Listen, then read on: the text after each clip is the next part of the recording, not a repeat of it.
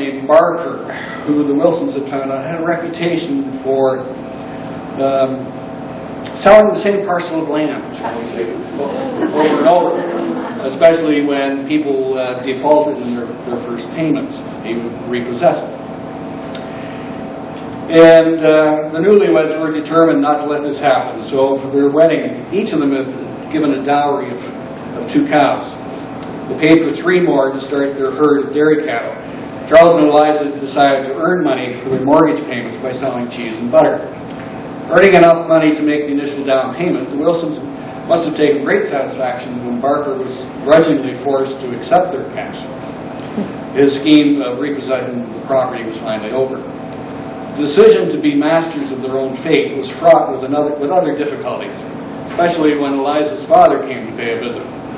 When he saw how good one of the 2 heifers that he had given as a wedding present, how good it had grown, he thought, I'm going to bring this cow back.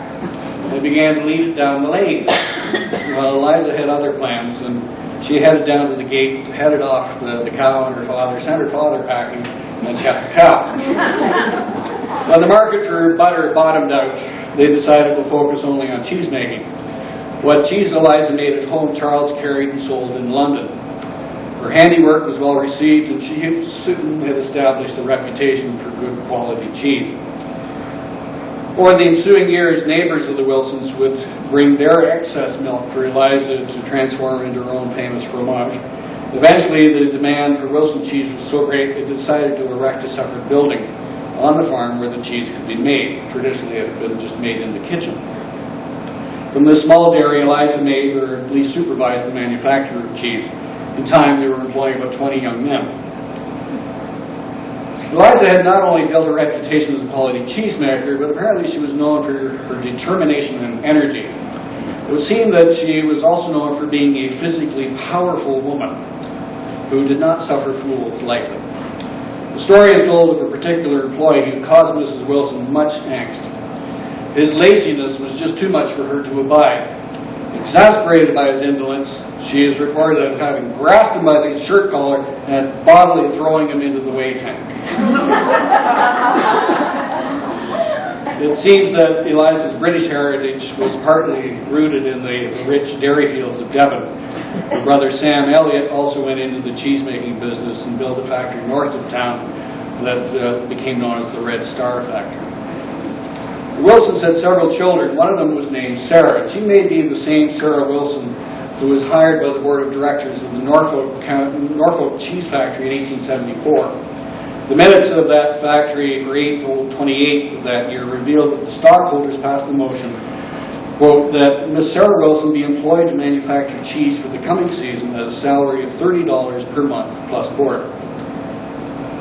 They also passed a subsequent motion that Miss Sarah Wilson give a guarantee to manufacture good merchantable cheese. It seems that she was successful because in June of 1874 they passed another motion to hire a man to build a piggery. So that meant that they were producing enough whey to need someplace to house the pigs next door. As a result, pork production really became another local industry.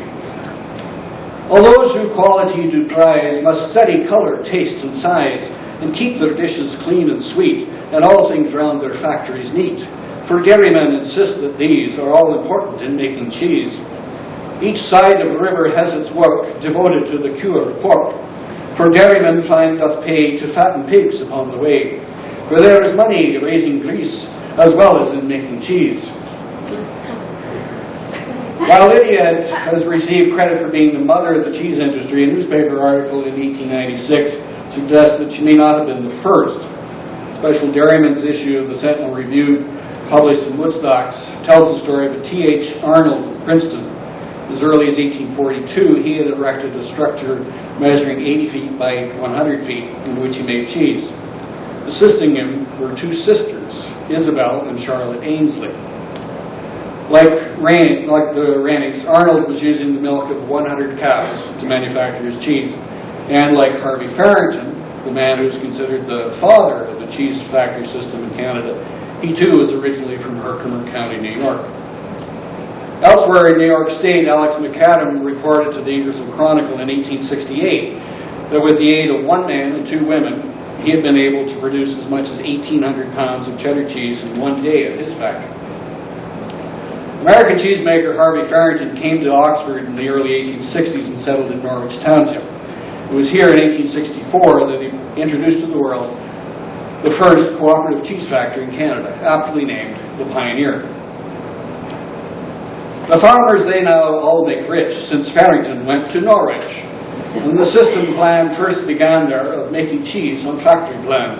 He came from Herkimer County to Canada, he was a bounty. Norwich village moved but slow till the railways made it quickly grow. And industries here now take root, the township famous for its fruit. When Farrington first began production, he was willing to speak to and train anyone who was interested in the whole art of cheesemaking in a factory.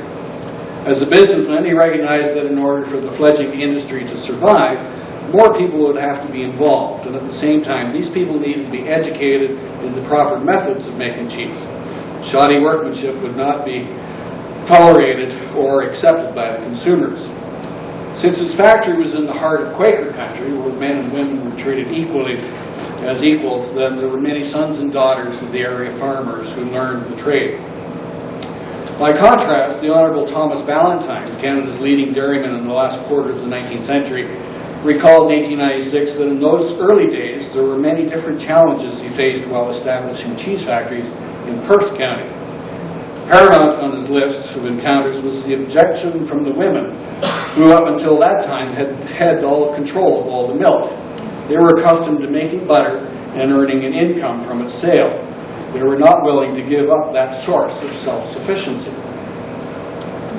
So he goes on to say that the second biggest problem he had was the poor state of the roads. But he said thanks to the cheese industry, the roads are now wonderful. There's an old adage which states, a man's work is from sun to sun, but a woman's work is never done. When the Reverend Clark, editor of the Ontario Farmer, attended the 3rd annual convention of the Dairymen's Association in 1869, he was pleased to see so many ladies in attendance, and he echoed some of these same sentiments about women wanting and needing to have a purse of their own, as he put it. And he inquired if the women of the day were being compensated as they deserved, now that cheesemaking in factories was becoming so popular.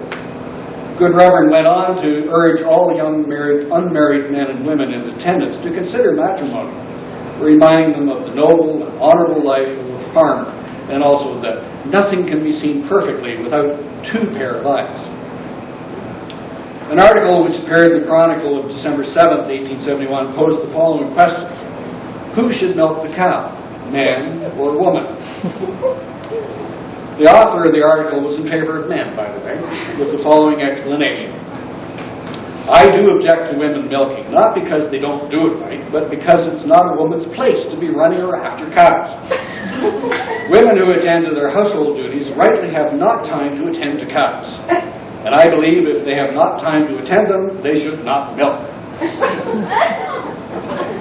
It would appear that by 1887, the school of thought must have changed, for in that year, during the annual convention of the Dairymen's Association, several women dressed up as dairymaids to attend one of the banquets.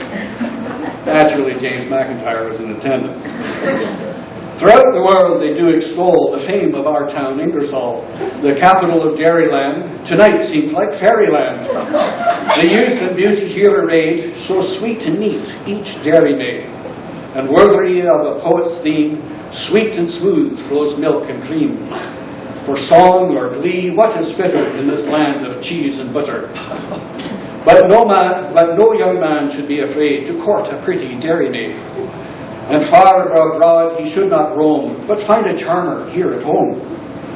For someone now your heart to cheer, thus celebrate the Jubilee year. Remember long this lady's aid, and each bewitching dairymaid.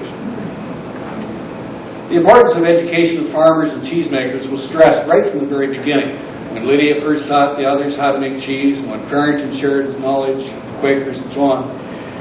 This was one of the driving forces behind the establishment of the Dairymen's Association in Ingersoll in the year of Confederation. This tradition was continued when the Ontario Agricultural College was opened in Guelph, and when the shorter cheesemakers courses were being offered in the 1890s. Leading instructor of his day, H.H. Dean, reported in 1892 that women were being admitted to the dairy school, although his own feelings were that they should be considered helpmates on the farm or in the factory and not competitors of men.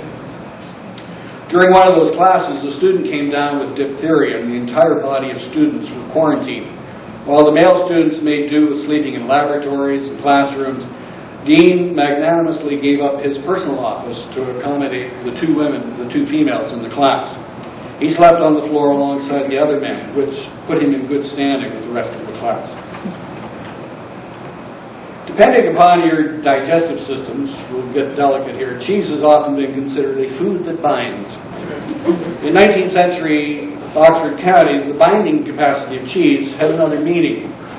As noted earlier, James Harris had married Julia Rennie. Robert Facey married Anne Colquhoun.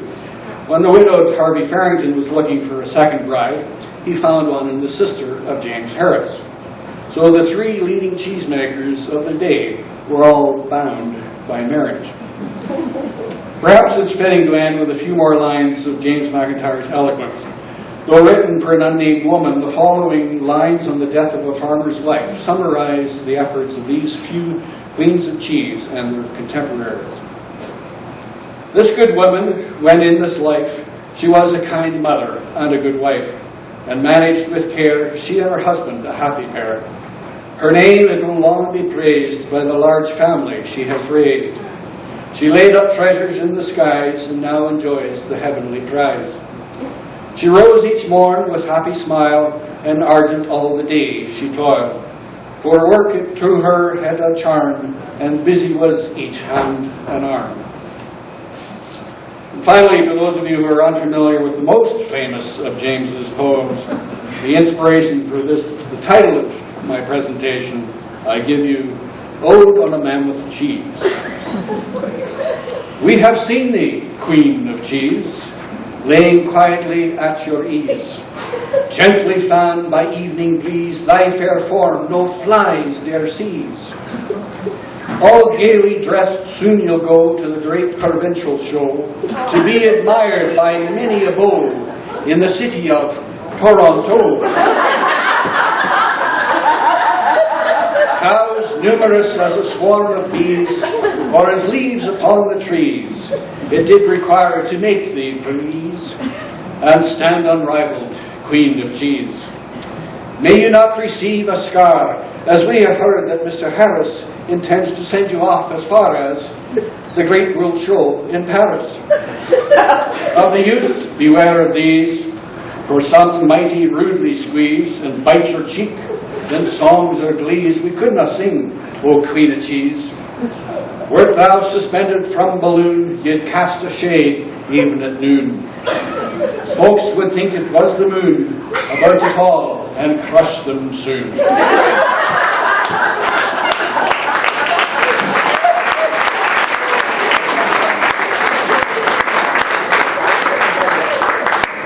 It's technically lunchtime, but if we wanted to steal 2 or 3 minutes, if anyone has questions, I think that would work.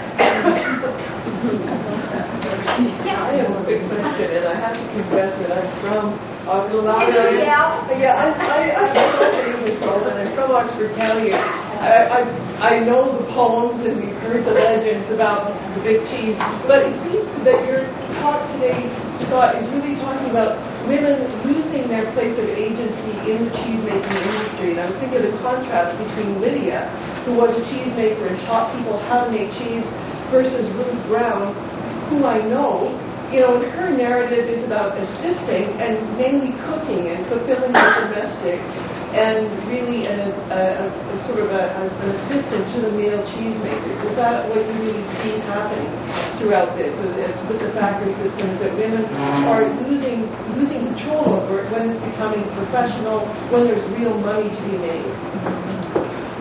I think with the introduction of the cheese factory system, it did become more and more a male-dominated industry.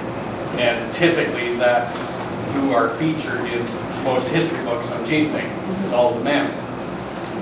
And it's all, I had to dig very deeply sometimes to find references to different women who were actually cheesemakers, and comparatively they're so few in number.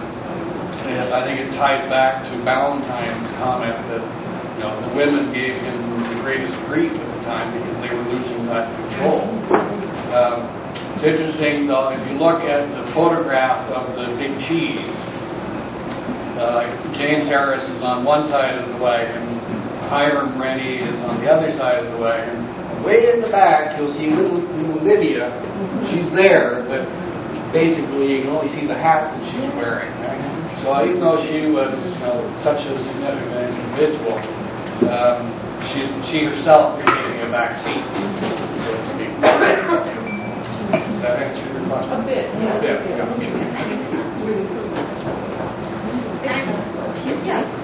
Yes, my question is for Wendy. Thanks for a wonderful talk. I wonder if you ever came across any piece of advice that told mothers how to go from feeding a chubby baby and a chubby child to grow up the mean teenager girl that they were supposed to, or if they were plainly left to their own device into feeding those very two different body types. The latter.